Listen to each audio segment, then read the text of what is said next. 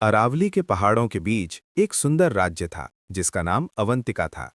यहाँ के राजा रुद्रकेतु अपनी समझदारी और हिम्मत के लिए जाने जाते थे। उनकी पत्नी रानी सौम्या अपनी सुंदरता और शांत स्वभाव के लिए मशहूर थीं।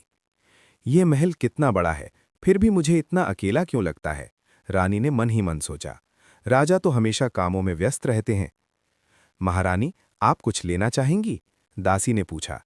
नहीं, मुझे कुछ नहीं चाहिए। मैं चंदनवन घूमने जा रही हूँ। चंदनवन में एक साधु का आश्रम था।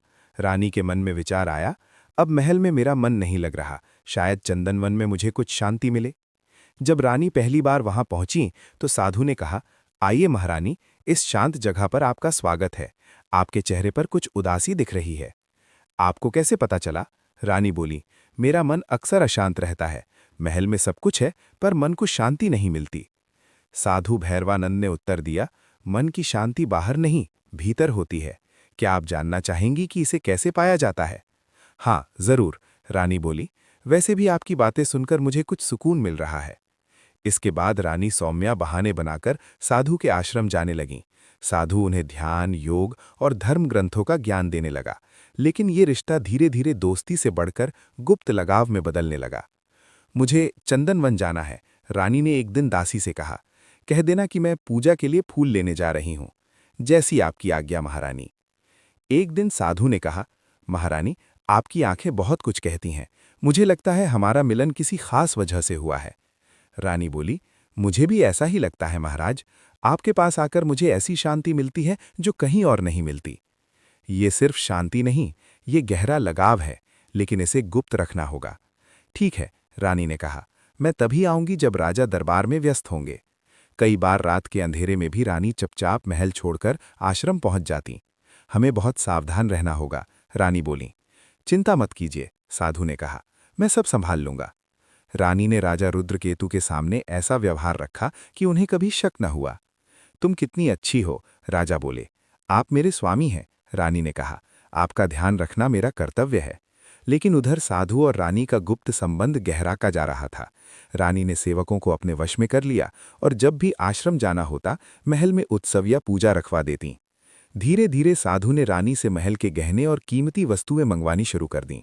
इसके बदले साधु बोला, मैं तुम्हें ऐसी शक्तियां दूंगा जो तुम्हें इस राज्य की सबसे शक्तिशाली स्त्री बना देंगी। रानी ने उस पर पूरा भरोसा कर लिया।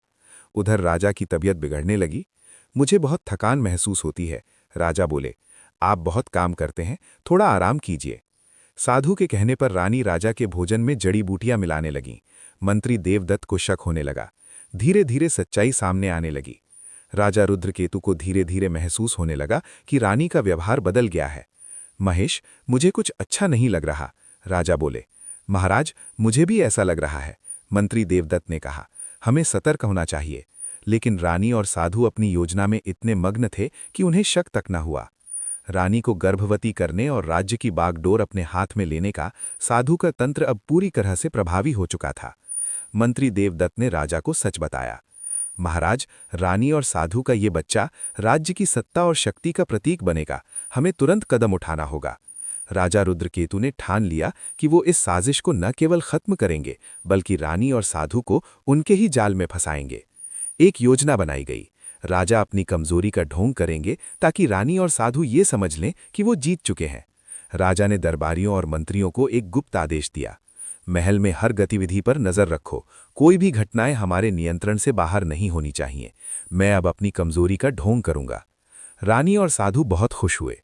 उन्होंने समझा कि अब राज्य पूरी तरह से उनके हाथ में है।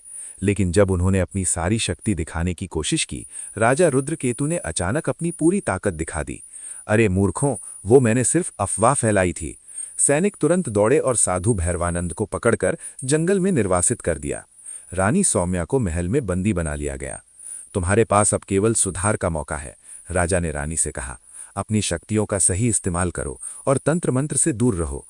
राज्य की महिलाओं के लिए कुछ अच्छा करो। साधु कभी भी अपनी शक्तियां वापस नहीं पा सका। राजा रुद्रकेतु ने राज्य में शांति और समृद्धि लौटाने के लिए सुधारात्मक कदम उठाए। मंत्री देवदत्त ने कहा, हमारी सबसे बड़ी साजिश को नष्ट कर दिया गया है महाराज। अब आगे बढ़कर राज्य को नई दिशा देंगे। रानी सौम्या ने अपनी गलती स्वीकार की और अब अपने ज्ञान और शक्ति का सही इस्तेमाल करना सीखने लगीं। मैं आपको निराश नहीं करूंगी महाराज, रानी ने वादा किया।